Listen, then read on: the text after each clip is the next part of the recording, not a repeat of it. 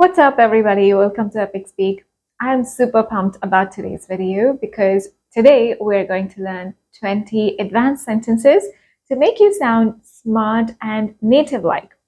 Learning whole sentences lets you speak English immediately without having to think about the grammatical structures. You're going to sound so smart using these sentences. I feel like I should be proud of you already. Feel free to pause the video and repeat after me. Let's get started.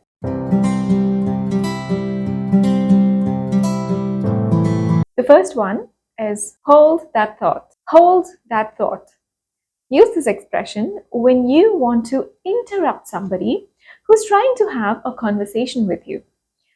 If somebody's talking to you and you want to say, hold on 1 second because you have to attend a phone call or somebody's at the door or for whatever reason, you want to tell that person, just wait, let me deal with this and I'll be right back and listen to you. That's when you say, the real reason I drove down here, actually. Hold that thought. The next one is you are in good hands. You're in good hands. Use this expression when you want to assure someone that they are in the care of a person or people who are able to take care of them or who are able to take care of a job well, that they can be trusted with that job. Don't worry, you're in good hands. Your girlfriend here is a very talented doctor. The next sentence is cross my heart and hope to die. Cross my heart and hope to die. This is something that native speakers use a lot, and this is said to show that what you have said or promised is completely true or sincere. It's a promise. For example, if your friend says, I will tell you something, but you shouldn't tell it to anyone, you can say, cross my heart and hope to die, meaning if I do, then I hope to die. So it's like a promise. But I don't know the combination. Cross my heart and hope to die. The next sentence is, you could have fooled me. You could have fooled me. Now let's say your friend applied for a job and is very eager to get it. After the interview, he kept checking his phone constantly for a response from the firm. And after a couple of days, he got to know that he was not selected. He looked visibly dejected. But when you asked if he was all right, he said, it's all right. I didn't care much for the job anyway. And that's when you could say, well, you could have fooled me because I thought you cared very much for the job. The way you behaved made me feel as if you cared very much for the job. So when somebody makes a statement and you want to say that that statement seems doubtful or the complete opposite, say, you could have fooled me. It's a smart way of saying, I don't believe you. I'm not mad at you. Could have fooled me. The next sentence is run for the hills. Run for the hills. When someone really wants to get away from a situation or relationship as fast as they can, they run for the hills. If your date insists on ordering your food for you without knowing your preferences, you should run for the hills because they are signs of a controlling person. The next sentence is, it's your funeral. It's your funeral. Let's say your friend is going to attend an interview and he chooses a fluorescent green shirt for the occasion. You suggest a more sober color, but he insists on wearing the hideous green. Now that's the perfect time for you to say, it's your funeral. Use this sentence with people when you think that their decisions or actions will have bad consequences, but it's on them. It's their choice. So they'll have to face the consequences. It's your funeral. I am not putting Zep on that card. It's your funeral. The next sentence is, I have no regrets.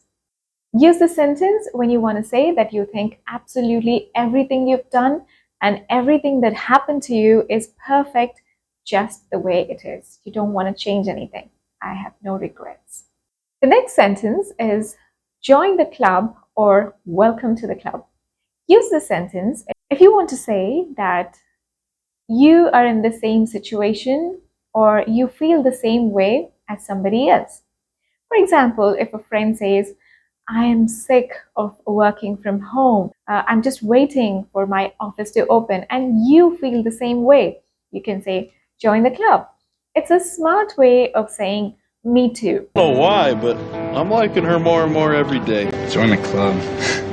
The next sentence is get in line. So get in line is just like join the club, but you're not talking about just yourself, but that there are so many other people who would want to do the same thing. I object to this wedding.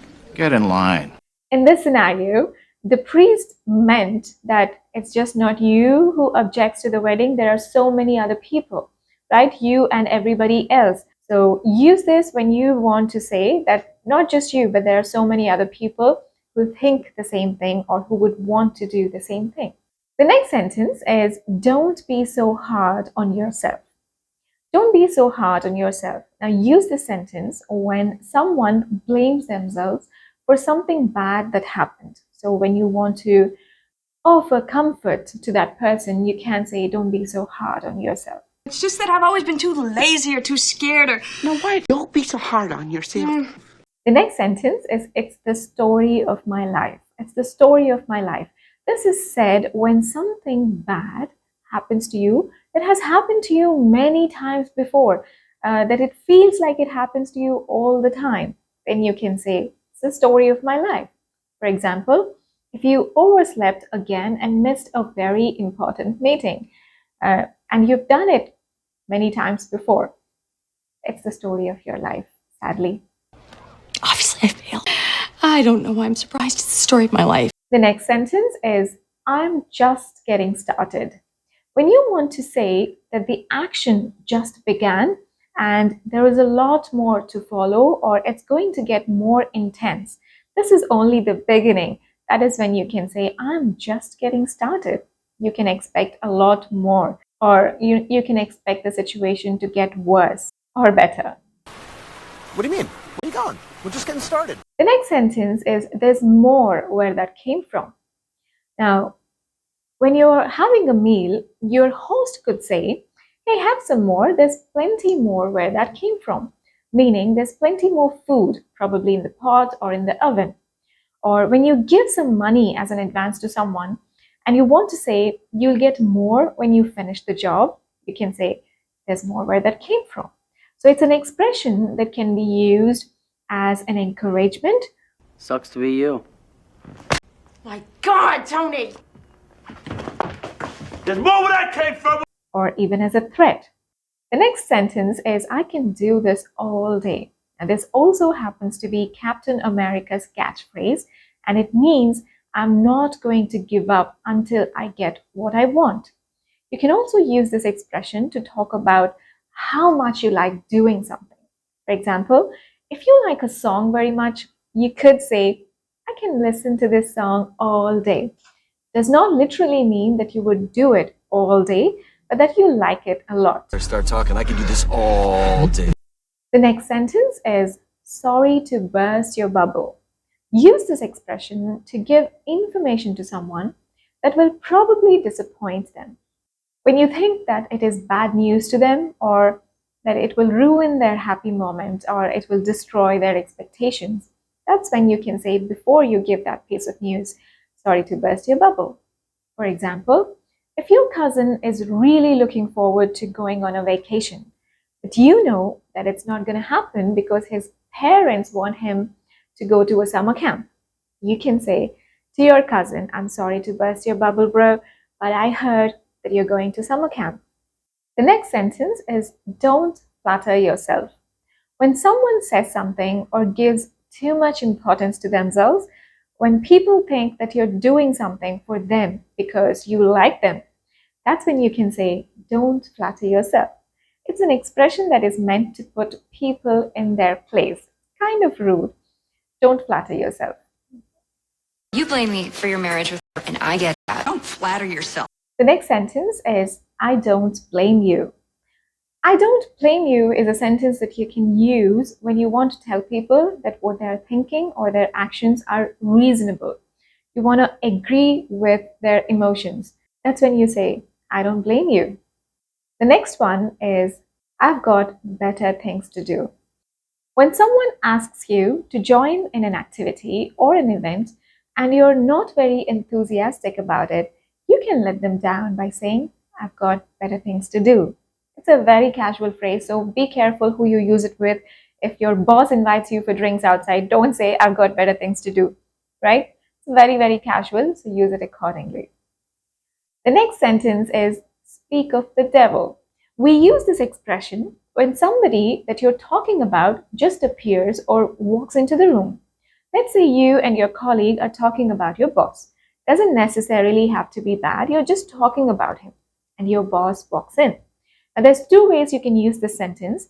You can say, speak of the devil to your colleague to alert him to the fact that the boss just walked in. Or you can also say, speak of the devil to the one who walked in to alert him to the fact that we were just talking about you. Afternoon, Mr. Grayson. Daniel? Speak of the devil. The next sentence is, it's just the tip of the iceberg. It's just the tip of the iceberg is a sentence that we use when you want to say that what you see is just a small or a noticeable part of the problem, but the total intensity, the total gravity, or the total size of it is really much greater. It often has a negative connotation. For example, the cost cutting is only the tip of the iceberg of the company's poor financial status. So we can see that the company is cutting costs, there's layoffs, but that is just what people can see. What they can't see is that maybe it is on the way to bankruptcy. There's a lot more happening underneath. So I hope you enjoyed these 20 sentences, and I also hope that you start using these sentences to sound like a pro when it comes to speaking in English. Let me know which one's your favorite in the comment section below. Thank you so much for watching. I will see you soon in my next one.